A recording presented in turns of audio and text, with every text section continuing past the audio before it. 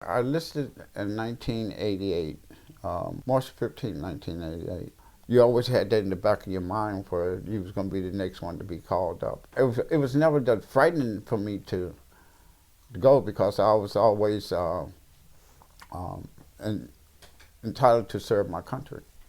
You had to do things right because people's lives depended on you. Rance Mangum proudly served his country for 5.5 years, but when he returned to the United States in 1992 from his tour in Germany, he was homeless, moving in with his grandmother. This is my grandmother I'm most proud of, you know. That's proud. She took me in when I was, for my mother when I was 3 years old. So she's been my primary person in my life. You know, What year is that? I'm sorry? What year is that? This was 5 years ago. Okay. So, my mouth is a little bit tidy right now, but Yeah. she died 4 years ago. Matter of fact, a couple of months after this picture. She was your best friend? Well, and she made sure that she was one of them. Make sure that I had my principles and know right from wrong. My grandmother says you have to help others to help yourself. Inspired by his grandmother, Rance dedicated himself to a life of service. 5.5 years in the military, 14 years as a firefighter, upwards of 30 years in various medical roles, including an EMT, EKG tech, and a certified nursing assistant in private duty in Florida. According to the U.S. Department of Veterans Affairs, about 11% of the adult homeless population are veterans. The U.S. Department of Housing and Urban Development estimates that nearly 39,500 vets are homeless on a given night. Homeless vets are younger on average than the total veteran population, with 41% of homeless vets between the ages of 31 and 50. 62-year-old Mangum signed a rental lease last week at a home in West Babylon, and he is in the process of settling in. In the military, you're in charge of millions and millions of dollars worth of equipment. You are.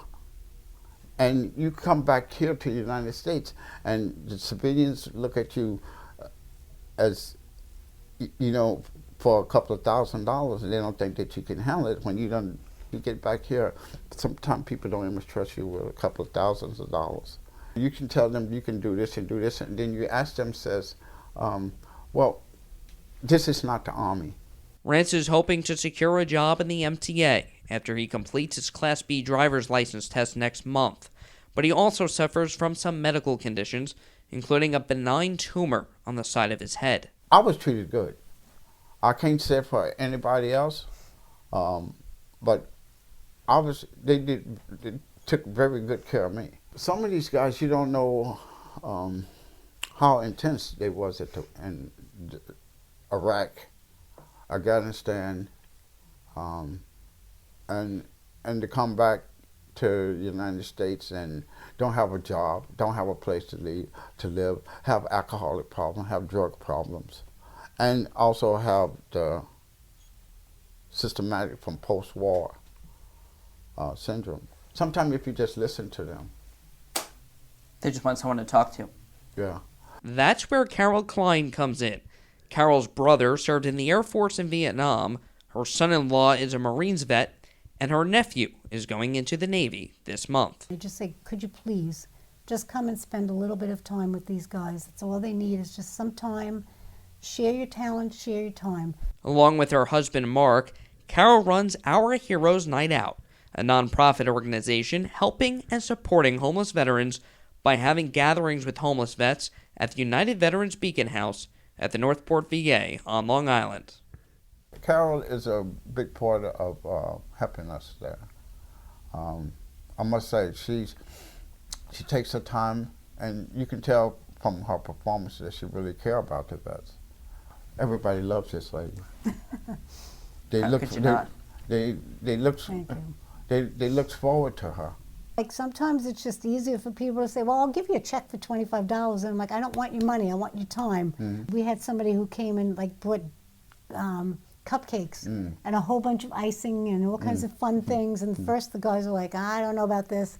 And then all of a sudden they were all playing with this, and competing with each other who's going to make the best cupcake. Rance says when people visit and spend their time talking with them, even just about sports and the latest news, it brightens their days.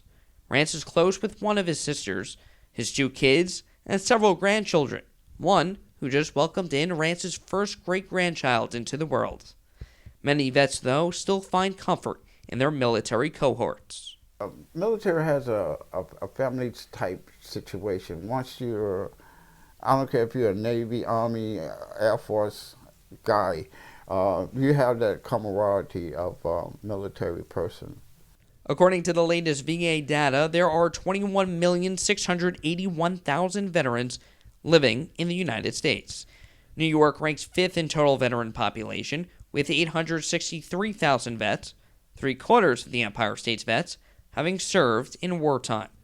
New York's veteran population is highly concentrated east of the city, where roughly 20% of vets live on Long Island, where Rance has called home for over 50 years between duty overseas and private duty elsewhere in the States. Veterans like Rance proudly serve the United States of America to protect our nation's sovereignty, our freedom, and American values. Take a couple of steps in my shoes.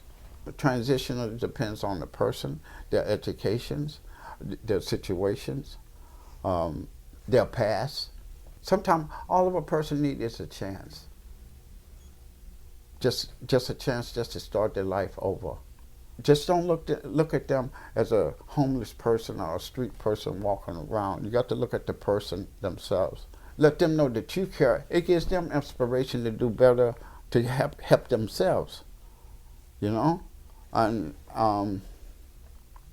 sometimes people don't want to take that time to do that. Reporting from West Babylon, New York, I'm Neil A. Carousso.